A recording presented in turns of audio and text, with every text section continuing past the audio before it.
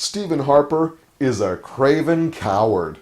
He launched the longest and costliest federal election campaign ever.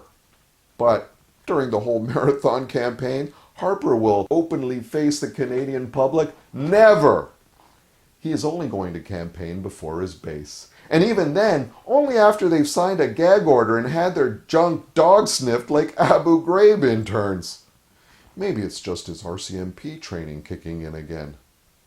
In Harperland, campaign events are as tightly choreographed as the ISIS videos Harper uses in his propaganda. Occasionally, construction workers are even trotted out in orange.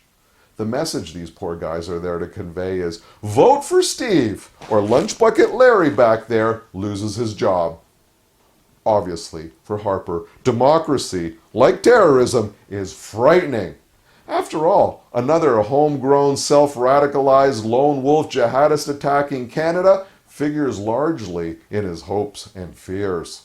So it's natural Harper feels most secure campaigning from a closet.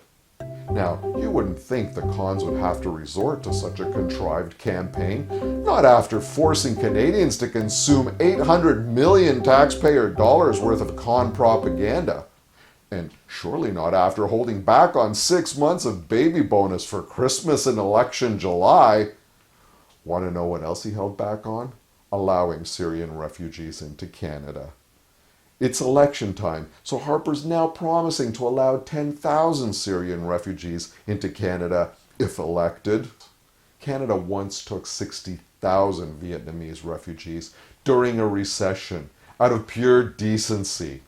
We weren't even involved in that American misadventure. Holding back admitting refugees while thousands drown in the Mediterranean has got to be the all-time low for Canadian politics. So Harper can't openly tour his own country without galvanizing the rage against his regime. And it's always been a truism that when you can't face your constituency, you've lost your legitimacy. Harper knows he can't win another election without fear-mongering and bribes delivered in a tightly controlled environment.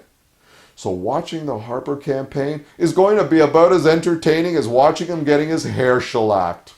But for fun, just watch the faces of the bored children, the dismayed workers, and the revolted veterans forced to backdrop for this cynical, profligate coward. Their expressions are the true bullshit meters of this campaign.